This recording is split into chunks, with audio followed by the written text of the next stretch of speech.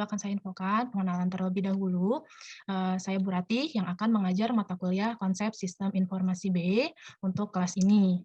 Ya, eee, pengenalan awal tentang saya, ya, perkenalkan saya Ratih Nurdianisari, STM MSI. Saya yang akan menjadi dosen pengampu di mata kuliah KSIB atau Konsep Sistem Informasi B. Aktivitas yang sekarang sedang saya lakukan itu selain menjadi dosen, saya aktif dalam penelitian. Ya, penelitiannya ini terkait dengan teknologi informasi yang nantinya hasil dari penelitiannya ini akan berbentuk sebuah publikasi karya ilmiah, baik itu jurnal, paper, laporan ataupun sebagainya. Oke, selanjutnya itu adalah kontrak perkuliahan. Ya, jadi kontrak perkuliahannya itu ada 4. Yang pertama, itu kalian maksimal tidak hadir itu sebanyak 3 kali, termasuk izin, sakit, dan tanpa keterangan. Lalu yang kedua, itu adalah berpakaian yang rapi dan sopan. Ya, kan kalian pengen kuliah, kalian harus rapi dan sopan ketika entah itu datang ke kampus atau ketika kalian melakukan daring. Yang ketiga, maksimal keterlambatan itu adalah 30 menit setelah dosen mulai menjelaskan materi. Jadi ketika saya sudah mulai masuk perkuliahan, baik itu di kelas ataupun ketika kita sedang melakukan daring, kalian boleh telat itu maksimal 30 menit setelah saya mulai menjelaskan materi minggu itu. Lalu yang keempat, itu adalah mengikuti kegiatan belajar mengajar dengan tertib. Nah, selanjutnya itu adalah pembagian nilai, kontrak perkuliahan tentang pembagian nilai. Yang pertama, absen dan nilai tambah kalian itu bobotnya adalah 10%. Lalu yang kedua, ujian tengah semester itu bobotnya 50% ya, karena lebih besar untuk yang UTS. Ketiga, kuis atau fiklas yang nanti akan diadakan di minggu terakhir atau minggu ke-10 itu bobotnya adalah 20%. Dan terakhir yang keempat itu adalah studi kasus yang nanti akan kalian kerjakan, bobotnya 20%. Jadi ketika nanti di total ini semua totalnya adalah 100% nilai kalian. Nah, selanjutnya adalah agenda pembelajaran KSIB. Ya, jadi mungkin kalian sudah pernah membaca RPS-nya dari 14 pertemuan yang ada di RPS, saya kumpulkan, saya rangkum menjadi 4 poin. Yang pertama itu adalah pengenalan database yang akan kita bahas hari ini. Yang kedua itu adalah SQL atau Structure Query Language atau bahasa query yang nantinya dia akan membantu kalian dalam melakukan perintah yang ada di dalam aplikasi MySQL. Ya, berarti itu masuk ke dalam agenda kita yang ketiga, yaitu kalian akan praktek atau mempelajari pembuatan database dengan menggunakan aplikasi MySQL. Selain menggunakan aplikasi MySQL, kalian juga akan mempelajari pembuatan database dengan menggunakan Microsoft Access. Jadi ada 4 poin utama agenda pembelajaran KSIB, dari mulai pengenalan database yang hari ini akan saya jelaskan, kemudian yang kedua itu adalah SQL, ketiga itu adalah pembuatan database dengan MySQL, dan keempat adalah pembuatan database dengan Microsoft Access.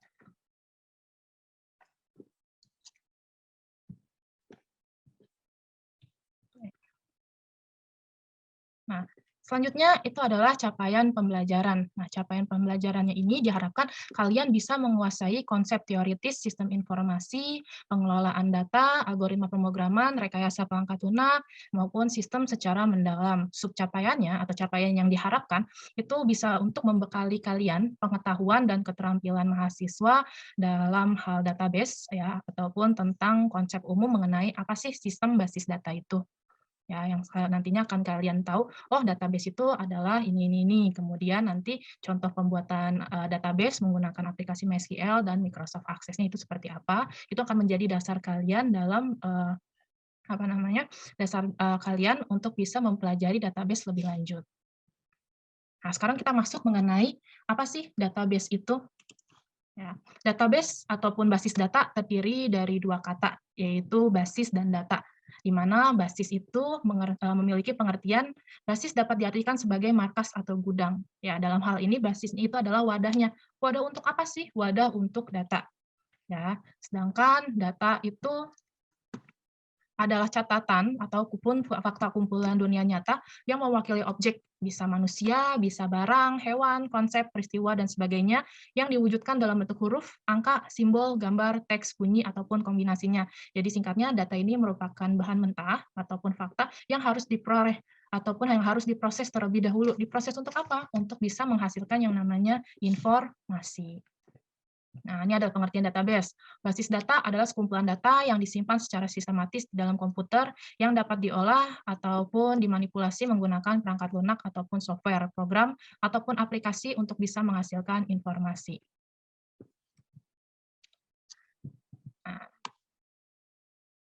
Nah, Next, selanjutnya database sendiri itu juga bisa diartikan sebagai sebuah sistem yang berfungsi untuk mengumpulkan data, arsip ataupun tabel yang nantinya bisa tersimpan dan terhubung ke berbagai macam media elektronik seperti aplikasi ataupun situs web.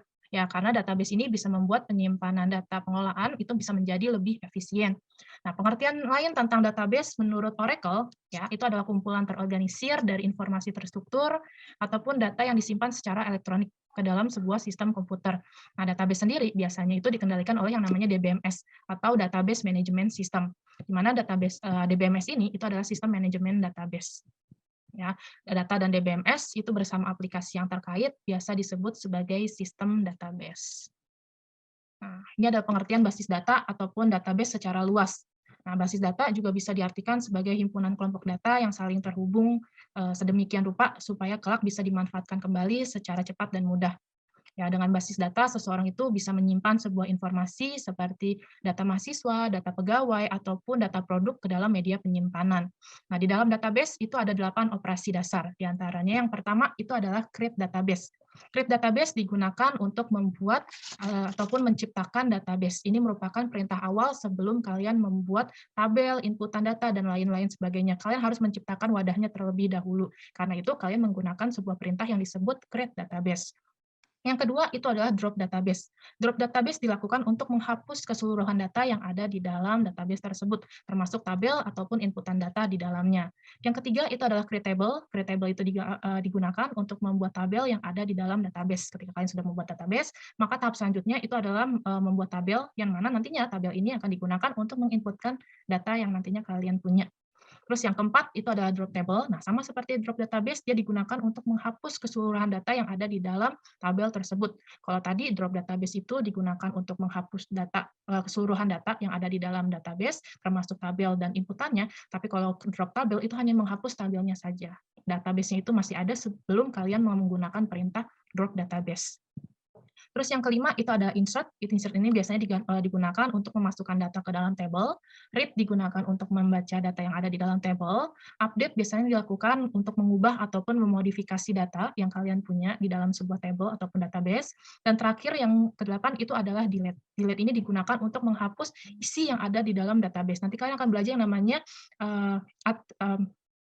namanya kolom dan baris. Nah, delete ini digunakan untuk menggunakan ataupun mengeksekusi kolom dan baris tersebut. Nah, selanjutnya adalah fungsi database. Ada 8 fungsi database. Yang pertama, itu adalah mengelompokkan data dan informasi. Di dalam database, kalian bisa mengelompokkan mana yang akan menjadi data mentah dan mana yang akan menjadi data jadi. Data jadinya inilah yang disebut sebagai informasi. Kedua, kalian bisa memudahkan dalam mengidentifikasi data. Karena dia berbentuk database ini nantinya akan berbentuk sebuah tabel. Di dalam tabel itu ada field, ada kolom-kolom yang nantinya bisa mengidentifikasi data tertentu. Mana yang nanti akan menjadi NPM, mana yang akan menjadi nama, alamat, kelas, dan lain-lain sebagainya. Keempat, itu memudahkan akses, simpan, pembaruan, dan penghapusan data. Yang tadi ada yang namanya update. Kalian bisa mudah dengan mengaksesnya. Terus juga kalau misalnya di database, terutama di MySQL, dia otomatis tersimpan. Selama kalian tidak menggunakan perintah delete, data yang kalian punya atau data yang sudah kalian inputkan, dia akan otomatis tersimpan. Kalian juga bisa melakukan pembaruan, ataupun bisa menghapus data jika memang data tersebut sudah tidak valid atau sudah harus diganti. Yang kelima, menjadi penyimpanan data yang diakses agar sesuai dengan yang diinput. Jadi dia harus linear antara data yang akan dimasukkan dengan data yang akan menjadi inputannya. Yang keenam itu adalah membuat aplikasi berjalan lancar karena datanya terpusat. Ya, karena misalnya datanya ini terpusat dalam satu server, makanya kalian bisa mengakses data tersebut itu dari mana saja dan kapan saja. Contoh paling simpel ketika kalian mau mencari data kalian di BAK, karena Gunadarmanya itu database-nya itu terpusat, kalian bisa secara bersama-samaan dalam satu kelas ini untuk mengakses database tersebut atau mengakses database tersebut. Contoh simpelnya kalau kalian mencari jadwal kuliah kalian, kan si A, si B, si C bisa berlangsung bersama-sama secara real time mengakses jadwal kuliah. Begitupun kalau kalian mau mencari dosen wali kelas ataupun mau mencari nama kalian ketika nanti kalian mau masuk tingkat 2 misalnya. Terus yang ketujuh, database membuat data tersimpan aman karena keamanannya tinggi. Karena nanti ketika kalian membuat database, terutama di MySQL, dia akan meminta password terlebih dahulu, ya, hak akses. Jadi kalau misalnya kalian tidak memberikan hak akses itu ke orang lain, ya, orang lain itu tidak akan ataupun tidak bisa berhak untuk masuk ke dalam database.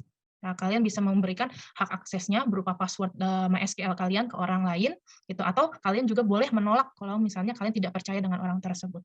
Nah, terus yang terakhir, database memudahkan pencarian data lebih cepat. Ya, di sini kalian bisa mencari datanya menggunakan perintah-perintah yang nantinya ada di dalam SQL atau struktur query language yang akan kita bahas nantinya. Nah, terus selanjutnya ada jenis database, ada 5 jenis database. Yang pertama itu adalah operational database, di mana kalau operational database ini biasanya fungsinya itu sebagai tempat dalam mengelola data yang dinamis secara langsung, atau datanya itu bersifat real time. Ya, jadi secara langsung bisa diakses. Jadi kalau misalnya kalian mau modifikasi data, nambah, update, delete, itu bisa langsung dari aplikasinya, dari MySQL-nya, secara real time atau secara langsung.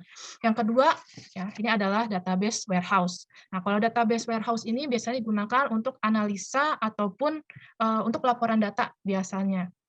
Jadi kalau misalnya data warehouse ini nanti dia akan menghimpun atau mengelompokkan data yang kalian punya yang terdiri dari berbagai macam lokasi, baik itu di Depok misalnya, di Jakarta, di Bogor, di Kalimalang, Karawaci ataupun di Cengkareng misalnya, itu ke dalam suatu lokasi terpusat ya untuk bisa menghasilkan sebuah laporan analisa. Ya, jadi kalau misalnya di Gunadarma gitu kan misalnya di Depoknya sendiri dia ada servernya, nanti dari Karawaci, dari Cengkareng mau menginputkan data terbaru, mau update itu juga bisa. Dan nanti data yang akan diupdate dari lokasi lain itu juga bisa diakses oleh mereka yang tinggal atau yang berlokasi di Depok. Tuh, nah itu kalau database warehouse. Yang ketiga itu adalah distribute database.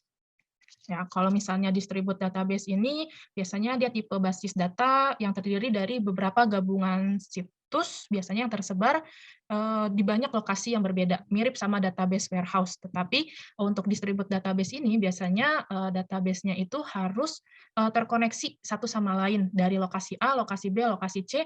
Nah, koneksinya itu biasanya menggunakan jaringan komputer, baik itu jaringan lokal ataupun menggunakan internet untuk bisa mengakses keseluruhan data yang ada di lokasi yang berbeda-beda. Kemudian yang keempat itu adalah relational database. Biasanya kalau relational database itu basis data yang digunakan untuk mengorganisir sesuai model yang memang sudah dibuat sebelumnya.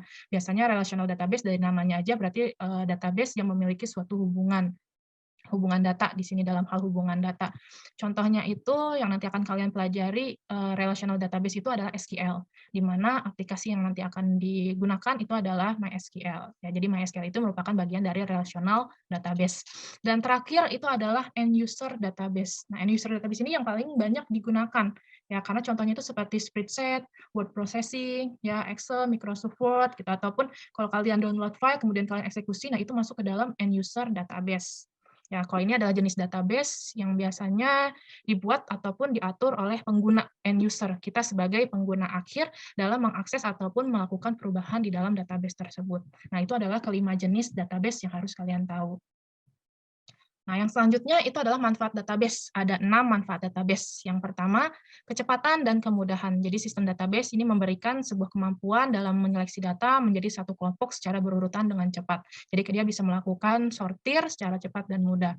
Yang kedua adalah multi-user. Nah, dari sini aja namanya udah multi-user, berarti bisa digunakan oleh banyak pengguna.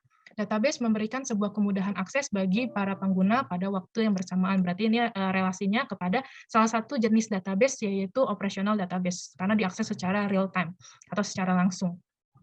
Yang ketiga, keamanan data. Disusun secara safety atau aman melalui instrumen password membuat data tersebut hanya dapat diakses pada pihak yang diizinkan. Ya. Sama tentang fungsi dari database yang ada 8 tadi, ya, mengamankan database buatan kalian selama kalian tidak memberikan hak akses kepada orang yang tidak berhak. Keempat, penghematan biaya. Karena punya satu database terpusat, sudah cukup bagi para perusahaan untuk memerlukan pengumpulan data secara ringkas. Jadi satu database bisa untuk digunakan atau bisa didistribusikan ke berbagai lokasi ataupun berbagai kegiatan ataupun aplikasi. Jadi lebih mudah dan hemat biaya. Nggak perlu kalian bikin satu server, atau kalian nggak perlu bikin lebih dari satu server ataupun 2 server. Kalian cukup satu server, itu bisa mencakup keseluruhan data yang kalian punya. Terus yang selanjutnya itu adalah kontrol data terpusat. Database tidak membutuhkan server lebih dari satu dalam penggunaannya. Sebab dengan cukup satu server terpusat untuk melakukan penyimpanan data, memudahkan data tersebut dapat diakses oleh banyak pengguna. Dan terakhir, mudah membuat aplikasi. Dengan memakai struktur database yang telah disusun sebelumnya, sudah cukup untuk mengenali aplikasi input data yang baru. Oke, dan itu adalah keenam manfaat dari database. Tadi kita udah bahas fungsi, udah bahas jenis, juga udah membahas mengenai manfaat database. Nah, kita masuk ke istilah dasar. Istilah dasarnya itu ada 6. Yang pertama itu adalah entitas, ya. Entitas ini merupakan sekumpulan objek yang mempunyai karakteristik sama dan dibedakan dari lainnya. Bisa berupa barang, orang, tempat, dan kejadian. Misalnya entitas ini bisa berupa objek mahasiswa, pegawai, ataupun mobil, nilai, dan sebagainya. Yang kedua itu adalah atribut. Atribut ini mendeskripsi data yang bisa mengidentifikasikan entitas. Ya, atribut ini biasanya mencirikan entitas dari yang sudah kalian tentukan objeknya. Misalnya objeknya itu adalah mahasiswa, berarti atribut mahasiswa itu ada NPM, ada nama, ada kelas, ada jurusan, ada fakultas, misalnya. Terus yang ketiga itu adalah field. Nah, ini yang harus kalian tahu. Ya, ada yang namanya field, ada yang namanya record. Field itu adalah lokasi penyimpanan untuk salah satu elemen data atribut, biasa disebut sebagai kolom. Sedangkan record berarti kumpulan dari field yang berhubungan satu sama lain, atau biasa kalian sebut sebagai baris. Lalu yang kelima, file, kumpulan dari record yang menggambarkan himpunan entitas. Dan terakhir, dari basis data itu sendiri, yaitu kumpulan file yang digunakan oleh program aplikasi, serta membentuk hubungan tertentu di antara record dari file-file yang sudah ada tersebut. Nah, ini adalah gambaran sederhana mengenai database, ya, mana yang disebut sebagai field ya ataupun kolom, dan mana yang disebut sebagai record atau barisnya. Ya, field itu berarti biasa berupa kode barang, nama barang, stok barang. Sedangkan record adalah inputan data yang akan dimasukkan ke dalam tabel tersebut sesuai dengan kolom ataupun field-nya masing-masing. Nah, lanjut ke jenis-jenis key pada database. Ya, key itu adalah atau disebut sebagai kunci, adalah salah satu gabungan dari beberapa atribut ya, ataupun dari semua baris data dalam suatu tabel yang secara unik. Jadi jika suatu atribut dijadikan sebuah key, maka tidak boleh ada baris data yang mempunyai nilai sama untuk atribut tersebut. Ya, fungsi key ini biasanya dapat sebagai indeks ataupun kunci utama ketika mencari data dalam database. Nah, ini ada kelima jenis-jenis key. Primary key, candidate key, alternate key, composite key, dan foreign key. Mana yang paling sering digunakan dalam database? Primary key, candidate key, alternate key, composite key, atau foreign key? Yang biasanya paling banyak digunakan pada database. Apa? Primary key. Ya, betul. Jenis-jenis key yang paling banyak digunakan dalam database itu adalah primary key, yang nantinya juga akan kalian coba ketika membuat tabel di dalam database. Nah, primary key-nya sendiri itu adalah atribut yang telah dipilih untuk mengidentifikasikan setiap record. Primary key ini bersifat unik, artinya dia harus membedakan antara satu field dengan field berikutnya, ya, atau satu record dengan record berikutnya, record lainnya. Nah, ini adalah contoh, saya ambil contohnya cuma satu aja di primary key. Ya, di primary key sendiri, ya dia dalam tabel mahasiswa, misalnya di sini ada NIM, ada nama, ada umur. Berarti yang akan menjadi primary key-nya itu adalah kolom NIM, nomor induk mahasiswa.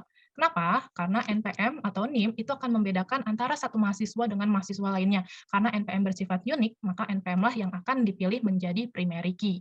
Nama dan umur itu tidak bisa dijadikan primary key. Ada yang tahu kenapa nama dan umur tidak bisa dijadikan primary key?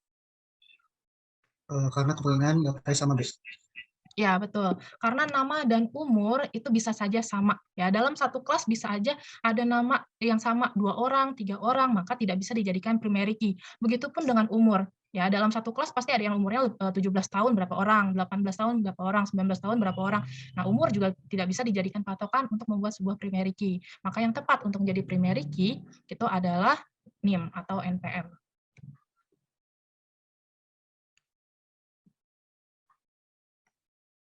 Oke, lanjut.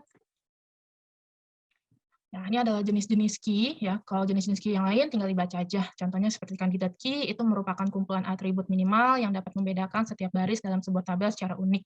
Ya, biasanya candidate key ini sama seperti primary key, mana di antara kolom-kolom yang ada misalnya yang akan menjadi kandidat untuk sebuah primary key, ya, atau kunci uniknya nanti. Ya, kalau misalnya di dalam tabelnya itu ada yang namanya NPM, ataupun ada yang namanya surat kwitansi, atau nomor kwitansi, itu kan bisa dijadikan primary key juga. Nah, nomor surat itu, ataupun nomor kwitansi, nomor VA misalnya, virtual account, kalau di kampus kita, itu bisa menjadi kandidat key. Lalu yang kedua ada alternate key. Alternate key itu adalah primary key yang tidak terpilih. Jadi kalau misalnya nanti ternyata NPM-nya tiba-tiba terhapus, kalian bisa menggunakan alternate key ya untuk menggantikan si primary key, ataupun bisa menggantikan si NPM yang tadi tiba-tiba terhapus. Terus ada composite key terjadi karena dalam sebuah tabel tidak ditemukan sebuah primary key. Jadi agar tidak melakukan pembuatan primary key, maka dibuatlah sebuah yang namanya composite key, yaitu biasanya merupakan gabungan dari dua buah foreign key sehingga tidak ada data yang sama yang akan dimunculkan. Nah, apa sih foreign key? Foreign key itu adalah atribut dalam suatu relasi yang digunakan untuk menunjuk ke suatu baris pada relasi yang lain. Nah, foreign key ini digunakan untuk membuat sebuah relasi yang terjadi antara tabel A dan tabel B. Jadi kalau foreign key ini lebih kepada hubungan ataupun relasi yang terjadi antara kolom A dengan kolom B nantinya. Nah, next itu adalah 10 database paling populer. Itu ada Oracle, ada MySQL, Microsoft SQL Server, terus ada PostgreSQL, MongoDB, IBM DB2, Redis, Elasticsearch, SQLite, dan Microsoft Access. Tapi yang akan kita bahas di semester ini lebih banyak mengenai MySQL dan Microsoft Access, yang nanti akan kalian coba di minggu-minggu berikutnya. Oke, sekarang kita masuk ke kesimpulan, summary 1. Saya minta coba dibacakan deh sama Muhammad Zikra, ada? Ada dua. Ya, Muhammad Zikra, coba dibacakan. Kesimpulan, file adalah kumpulan dari karakter yang berbentuk satu arti. Maka jika terdapat file misalnya seperti nomor barang atau nama barang, maka yang dipaparkan dalam file tersebut yang berkaitan dengan nomor barang dan nama barang. Atau definisi file yang lainnya yaitu tempat atau kolom yang terdapat dalam suatu tabel untuk mengisikan nama-nama data file yang akan diisikan. Record adalah kumpulan file yang sangat lengkap dan biasanya dihitung dalam satuan baris. Tabel adalah merupakan kumpulan dari beberapa record dan juga file. File adalah terdiri dari record-record yang menggambarkan dari satu kesatuan data yang sejenis. Misalnya seperti file nama barang berisikan data tentang semua nama barang yang ada. Oke, lanjut summary kedua atau kesimpulan kedua, Muhammad Anindya. Data adalah kumpulan fakta yang digunakan sebagai penyelesaian masalah dalam bentuk informasi. Lalu data adalah kumpulan fakta yang mewakili suatu objek, misalnya sekam ke dalam bentuk huruf, angka, simbol, teks, bunyi, gambar, ataupun kombinasinya. Jadi dapat disimpulkan basis data adalah kumpulan terorganisasi dari data yang saling berhubungan sedemikian rupa sehingga dapat dengan mudah disimpan, dimanipulasi, dan dipanggil oleh pemakainya.